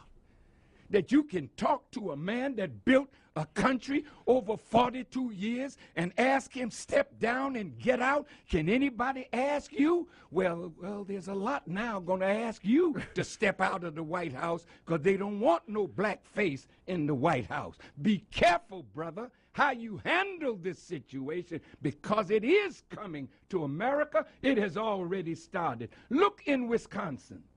Look in Ohio. Look at what's going on in your country and remember your words, because the American people are rising against their own government. It's not Muslims, it's not black people, it's white militia that are angry with their government, and they are well armed. Are you going to tell them, put your arms down and let's talk it over peacefully? I hope so. But if not, America will be bathed in blood, not because Farrakhan said so, but because the dissatisfaction in America has reached the boiling point. Be careful how you manipulate the dissatisfaction in Libya and other parts of the Muslim world. The Honorable Minister, Louis Farrakhan. More intelligent conversation. Good evening. Tonight, I can report to the American people and to the world that the United States has conducted an operation that killed Osama bin Laden, the leader of al-Qaeda, and a terrorist who's responsible for the murder of thousands of innocent men, women, and children. It was nearly 10 years ago that a bright September day was darkened by the worst attack on the American people in our history. The images of 9/11 are seared into our national memory. Hijacked planes cutting through a cloudless September sky, the Twin Towers collapsing to the ground, black smoke billowing up from the Pentagon, the wreckage of Flight 93 in Shanksville, Pennsylvania, where the actions of heroic citizens saved even more heartbreak and destruction. And yet we know that the worst images are those that were unseen to the world. The empty seat at the dinner table, children who were forced to grow up without their mother or their father, parents who would never know the feeling of their child's embrace, nearly 3,000 citizens taken from us, leaving a gaping hole in our hearts. On September 11th, 2001, in our time of grief, the American people came together. We offered our neighbors a hand, and we offered the wounded our blood. We reaffirmed our ties to each other and our love of community and country. On that day, no matter where we came from, what God we prayed to, or what race or ethnicity we were united as one American family. We were also united in our resolve to protect our nation and to bring those who committed this vicious attack to justice. We quickly learned that the 9/11 attacks were carried out by al-Qaeda, an organization headed by Osama bin Laden, which had openly declared war on the United States and was committed to killing innocents in our country and around the globe. And so we went to war against al-Qaeda to protect our citizens, our friends, and our allies. Over the last 10 years, thanks to the tireless and heroic work of our military and our counterterrorism professionals, we've made great strides in that effort. We've disrupted terrorist attacks and strengthened our homeland defense. In Afghanistan, we removed the Taliban government, which had given bin Laden and al-Qaeda safe haven and support.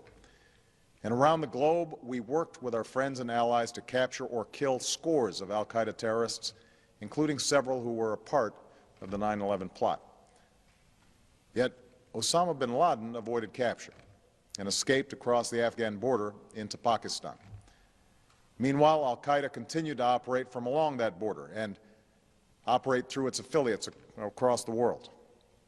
And so shortly after taking office, I directed Leon Panetta, the director of the CIA, to make the killing or capture of bin Laden the top priority of our war against al-Qaeda, even as we continued our broader efforts to disrupt, dismantle, and defeat his network. Then, last August, after years of painstaking work by our intelligence community, I was briefed on a possible lead to bin Laden. It was far from certain, and it took many months to run this thread to ground. I met repeatedly with my national security team as we developed more information about the possibility that we had located bin Laden hiding within a compound deep inside Pakistan. And finally, last week, I determined that we had enough intelligence to take action and authorized an operation to get Osama bin Laden and bring him to justice.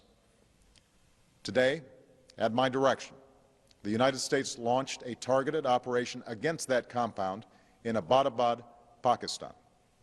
A small team of Americans carried out the operation with extraordinary courage and capability.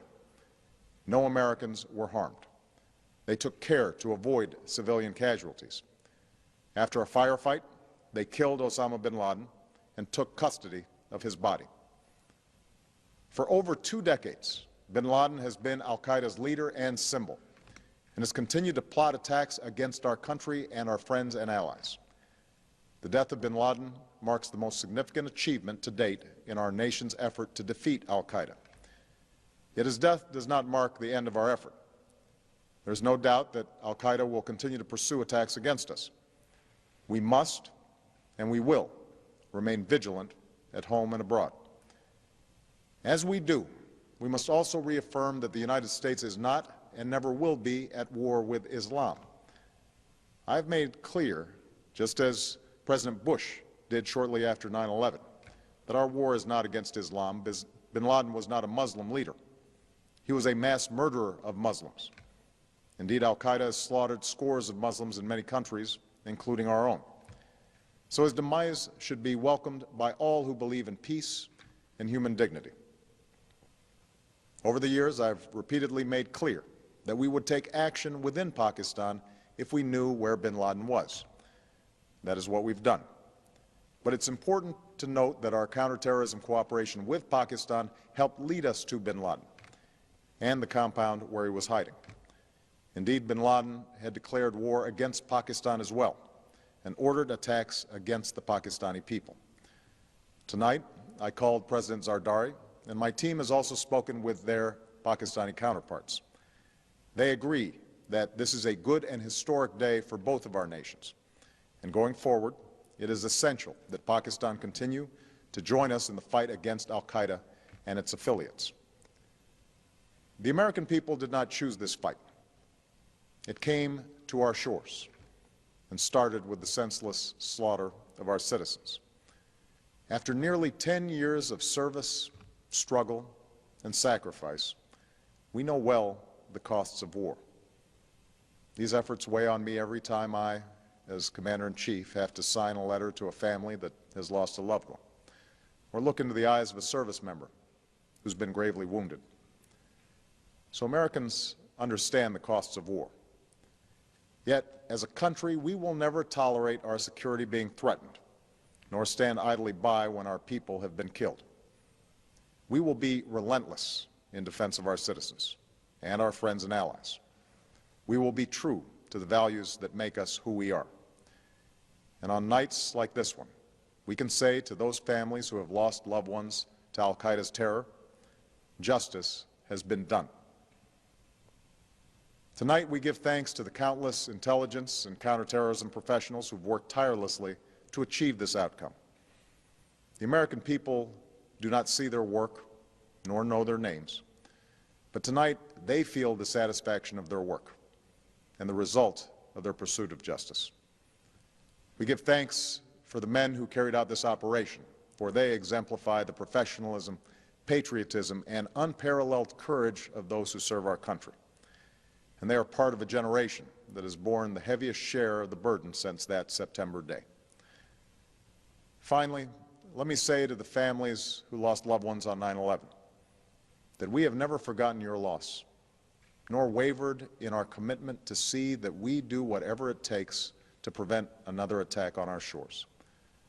And tonight, let us think back to the sense of unity that prevailed on 9/11. I know that it has at times frayed, yet today's achievement is a testament to the greatness of our country and the determination of the American people. The cause of securing our country is not complete, but tonight we are once again reminded that America can do whatever we set our mind to. That is the story of our history. Whether it's the pursuit of prosperity for our people or the struggle for equality for all our citizens, our commitment to stand up for our values abroad, and our sacrifices to make the world a safer place. Let us remember that we can do these things not just because of wealth or power, but because of who we are. One nation, under God, indivisible, with liberty and justice for all. Thank you. May God bless you. And may God bless the United States of America. The following is a fictional story of events that may happen in the near future. 8 a.m. New York Stock Exchange. It's a cold, breezy day on Wall Street as markets await the Federal Reserve's announcement for QE4. Futures are up significantly. The Dow Jones just breached its 2008 high of 14,164. Gold just hit an all-time high of 2,900. Silver just breached $100 per ounce. The dollar index is holding at 53. With official unemployment at 16.3%, there is a nervous feeling on Wall Street that if this doesn't work, the world could implode into a depression that will last for the remainder of the decade. 8:19 a.m. Beijing. Chinese officials announced that they can no longer allow Washington to devalue their holdings. After making their concerns private, China accepts that Washington will never stop paying its debts with inflated currency. China makes an official statement from Beijing, quote, "We have made our concerns known privately for some time. With QE4 about to be announced today, China will have no choice but to stop purchasing U.S. treasuries. We have allowed Washington to try to work through their imbalances for 4 years. But with global inflation and U.S. consumers rapidly shrinking as a percentage of global GDP, we feel that a Western recovery is unlikely until they reform their entitlement programs." 8:45 a.m. New York Stock Exchange. Upon hearing the statement from China, Dow futures have a sharp reversal and begin to drop. Gold leaps past $3,000 per ounce, up $150 per ounce in the last 26 minutes. CNBC awaits a statement from the White House. 8:50 a.m. Washington, D.C. The president makes an official statement to calm investors' fears. He tells Americans that he has spoken with several G20 leaders. They have assured him that they will continue to increase their purchase of treasuries and believe that a strong U.S. economy is the only thing that will bring back global prosperity. He has also spoken to Chairman Bernanke, who assures him that a strong dollar will be the result of QE4. The president also reminds Americans that his recent New Deal recovery programs that he passed through executive order will increase the likelihood of a lasting recovery. He also notes that Beijing, since 2009, has slowly been reducing their holdings, so the impact will be minimal. 9:51 a.m. New York. Dow futures fall 850 points in the first 20 minutes of trading. Markets are halted for 1 hour by the authorities. 10 a.m. Main Street, America. The news about the stock market in China has now spread. A panic begins to set in and unprepared Americans rush to the grocery store. In an attempt to purchase food and water, Americans that didn't know what was going on are alerted by all of the news stories and panic buying. Within 50 minutes, there is a nationwide rush to the stores. Empty store shelves in America become a reality. 10:52 a.m. New York. Markets reopen and the Dow Jones resumes its collapse. Investors around the world join the sell-off in bonds and stocks and begin to purchase commodities. Unlike the panic of 2008, this time commodities are seen as the only safe haven from a dollar crisis. 11:30 a.m. New York. The Dow falls 1,700 points since reopening. Trading is halted for at least 2 hours. The Federal Reserve injects $200 billion into the markets and announces that QE4 will be delayed until further notice. Congress is called back to D.C. for an emergency joint session. Some members of Congress are saying that they consider China's statement a financial attack. 12 p.m. Main Street, America. Several cities begin to see civil unrest after grocery stores are forced to close. Traffic in the streets and violence break out. The president puts the National Guard on alert for a possible deployment onto U.S. streets if things don't get under control soon. Several news agencies are reporting injuries at grocery chains and call for the authorities to do something before it gets worse. 12:15 p.m. Toronto, Canada. George Soros tells CNBC that a run on treasuries is imminent and that there is nothing the government can do to stop it. He says it is unfortunate that a controlled decline of the dollar was not coordinated better over the years. Today really could have been avoided if not for the Tea Party politicians who demanded fiscal responsibility and a constitutional government. 3 p.m. Gold closes at $11.53 for the day at $4,053 per ounce. Silver closes at $173 per ounce. The president announces that due to civil unrest in some areas of the country, U.S. stock markets will remain closed for the rest of the day. With the exception of mining and other inflation-related stocks, the majority of U.S. stocks are down significantly due to the sell-off and flight to safety in commodities. The Federal Reserve announces that it will begin to purchase U.S. treasuries and stocks in order to stabilize the markets. But this only feeds investors' fears of a full-blown treasury run and collapse of the dollar. 6 p.m. Asia. Asian markets begin a massive sell-off. Dollar collapse rumors begin to take hold of the markets. CNBC Asia looks into a possible COMEX default and complete breakdown in the U.S. economy. Gold spikes in Asia, up 17.50 in the first complete hour of trading. Gold is now at 58.03. 7 p.m. Gold and silver bullion dealers across the world have suspended all sales due to no inventory. A COMEX default is now expected. Several central bank representatives propose a freeze on currency markets and a fixed devaluation of the U.S. dollar in order to calm investors. 7:30 p.m. the United States. The sun sets on America. In the last 12 hours, the world has changed. Americans are glued to their televisions, taking a crash course on a debauched currency. Smoke from fires in the cities have put a dark cloud over the nation. 7:45, the Federal Reserve. The Federal Reserve announces it will inject $1.5 trillion into the markets in order to stop any further decline in stocks. 7:55 p.m., OPEC. The final nail in the coffin. OPEC nations halt oil trades in U.S. dollars until further notice. They will only accept euros, renminbi, or gold. 7:59 p.m. The Federal Reserve's announcement to inject $1.5 trillion into the markets causes a sharp reversal in overseas markets. Stocks begin to rally even as Main Street melts down. 8 p.m. Manhattan. Gerard Adams, president of the National Inflation Association, sends out an urgent email alert. In it, he informs members that it is with great sadness that the time to warn and prepare Americans for hyperinflation has ended.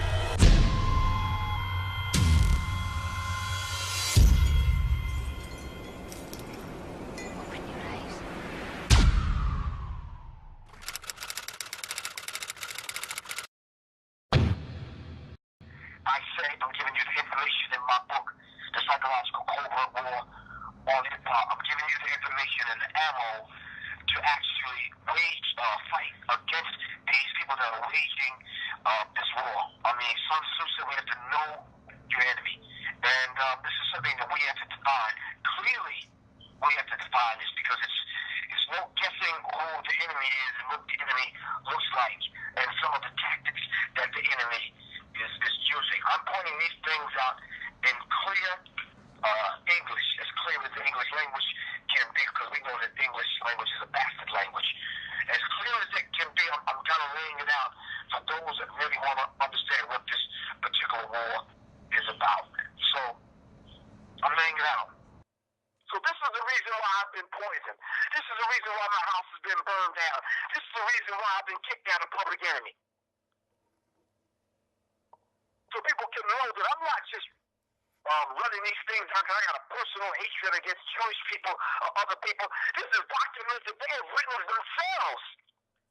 They just didn't know it would fall into the hands of a Professor Griff, and I would warn the people. I think if I was to leave this conversation, and this is the last conversation that I'm having with the people, and this is the last thing that they've heard from Professor Griff, I think I would walk to people to know and understand that, Steve Biko was right, man. Revolution is not an event, it's a process. Steve Biko was right. Steve Biko said, the greatest weapon in the hands of the oppressor is the mind of the oppressed.